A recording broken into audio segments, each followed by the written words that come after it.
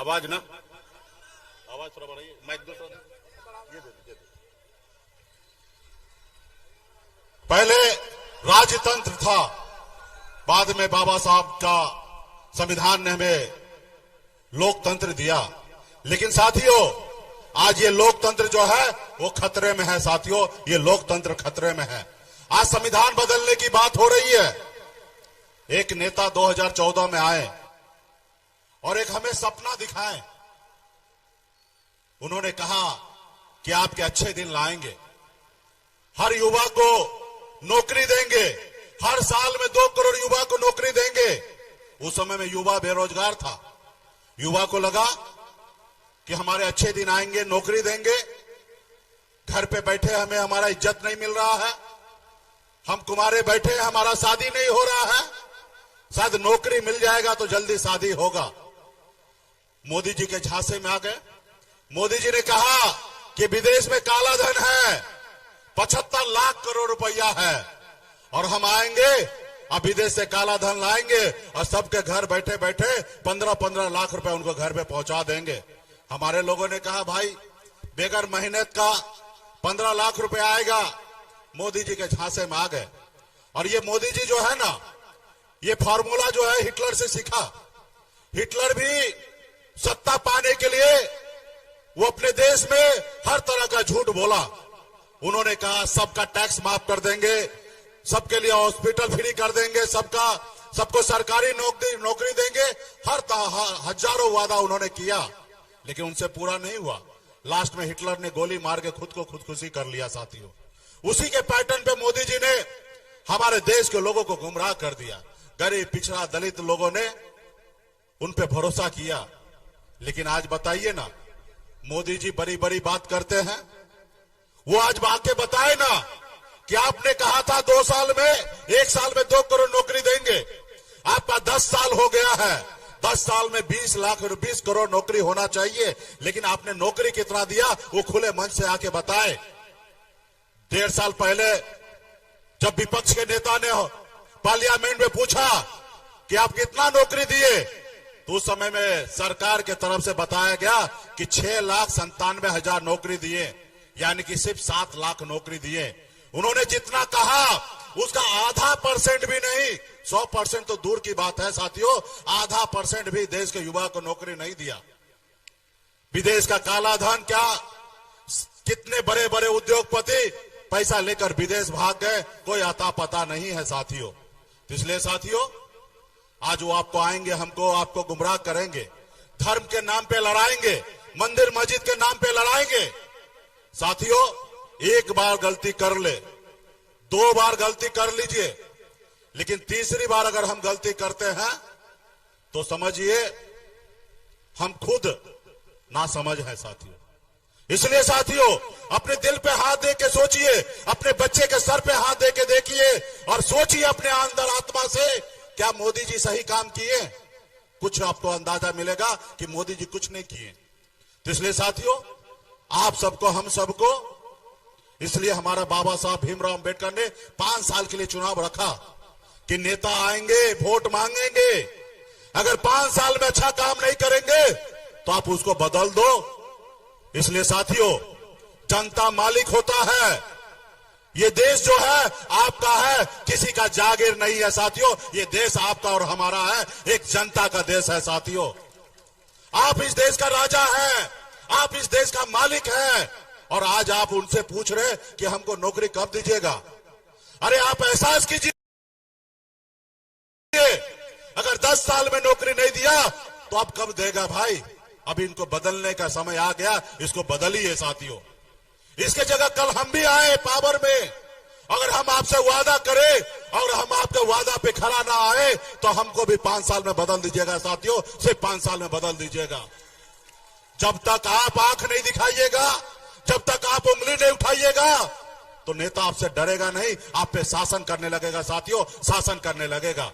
इसलिए साथियों, ये समय जो है हम कह सकते हैं कि आजादी की लड़ाई है साथियों।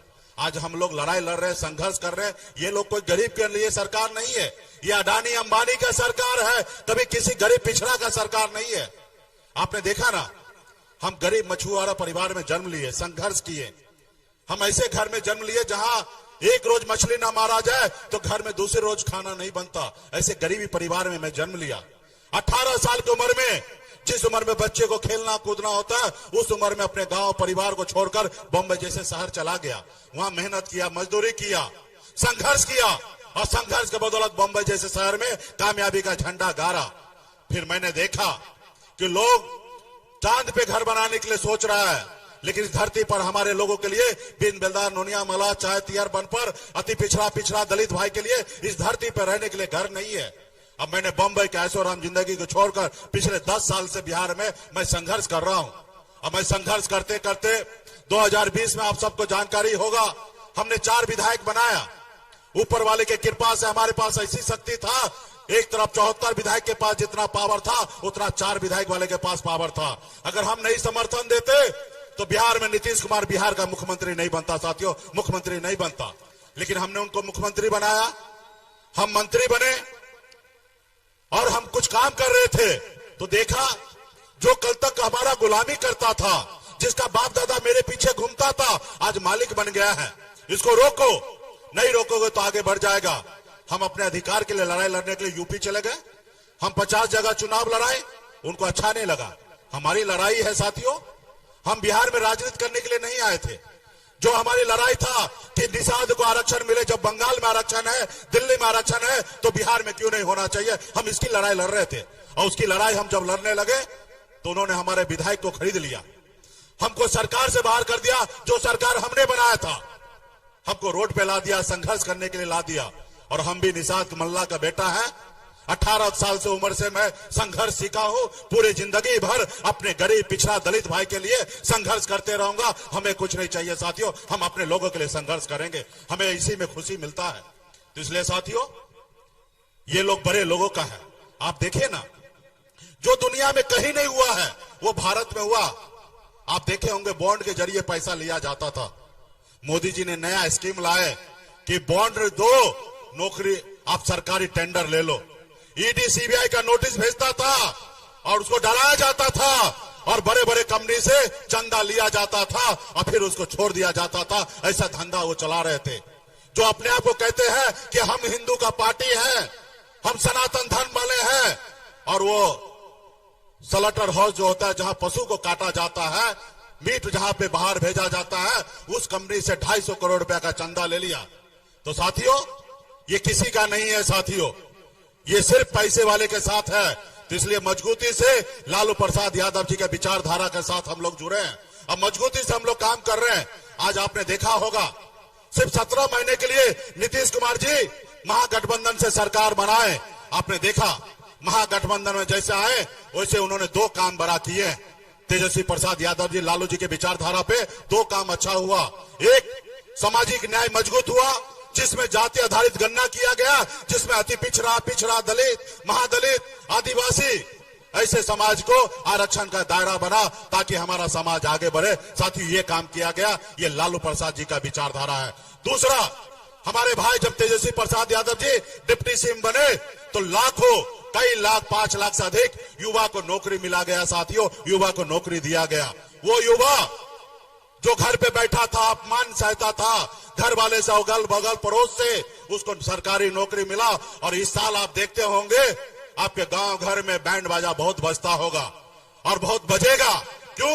क्योंकि उसको सरकारी नौकरी मिल गया। और जब सरकारी नौकरी मिल जाता है तो उसके गांव समाज में जल्दी रिश्तेदारी मिल जाता है, उसके घर पे शादी ब्याह हो जाता है। इस साल आप देखिएगा लाखों की संख्या में शादी ब्याह होगा, क्योंकि वो युवा को तेजस्वी जी के नेतृत्व में सरकार बन गया। इसलिए साथियों ये हुआ।